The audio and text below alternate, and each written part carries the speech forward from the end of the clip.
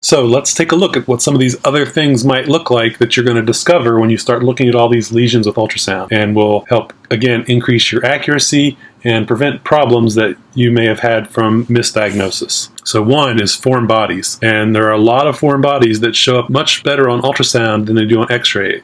Ultrasound is far more accurate for foreign bodies than X-ray. X-ray is only going to show you things that are radio opaque, but things like plastic and wood don't show up very well, often don't show up at all on plain X-rays. So you cannot rely on plain X-rays to exclude foreign bodies in the tissue. So this is one that's bright white, it's shadows behind it. I think in this case this one was metallic, so it probably would have shown up on X-ray, but we could quickly just identify it with ultrasound, and maybe the guidance could help us remove it if we need to. This is another one. This is a foreign body that the patient didn't know they had. It's tiny, tiny, tiny, but you see a little bright white with some streaking artifact or reverberation artifact behind it. Now I'll just put a circle on that. These can be tough to find, and if you have no clue or thought that they're there and you don't look at all, that's going to make it even tougher. So if you're not sure, have any suspicion at all, look with ultrasound. Certainly do not rely on plain X-rays. Plastic, wood, other materials like that won't show up at all in it. Sometimes someone's going to say, hey, there's this red swollen area, and it's going to feel round and full, and you're going to think it's an abscess. In reality, it's a lymph node. So lymph nodes, they can fool you because they can look roundish, they can look pretty dark. One thing that will help you is they'll have a fatty hilum or some bright white kind of hilar tissues, usually in the center. And if you place color on them and set your settings properly, you'll see internal vasculature. So these are lymph nodes. And usually if you kind of scan through them, you'll see their round shape. They don't have the same degree of posterior enhancement like fluid collections do, so that's another clue. But the fatty hilum and the internal vasculature can be pretty big clues that you're seeing lymph nodes and not abscesses. And this is certainly going to change your plan because you don't want to do an IND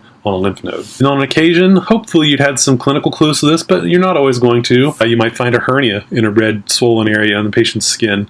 Especially, they're obese or something and it doesn't look that obvious or it's not that palpable. Again, always just take a look, and if you see some mass that's peristalsing within a fluid collection, then that's a hernia. Don't IND that. Same thing here. This has obvious bowel with small bowel with visible plique, so certainly don't do an IND on this. You're probably going to need to try to reduce this if it's not already strangulated. Probably one of the biggest ones is a pseudoaneurysm or an aneurysm or some other vascular abnormality. So this is one. This large black thing looks like a fluid pocket until we put color on it and we realize this is just a different area of this same lesion that's got color flow in it. And doing an IND on this is going to be a disaster. So pseudoaneurysm. Again, hopefully there's other clinical clues, but if you're not sure or there's any doubt, find this lesion, number one, and two, put color on it before you ever decide to cut into it. And then again, you might see other vascular abnormalities. They may have some redness, and maybe it follows an obvious vein, maybe it doesn't, but if you see an area of redness and you look, maybe you see that there's phlebitis. So this is an internal jugular thrombosis that was not suspected until ultrasound was performed. This is a superficial phlebitis in an extremity. And again, you talk about DVT in a different lecture.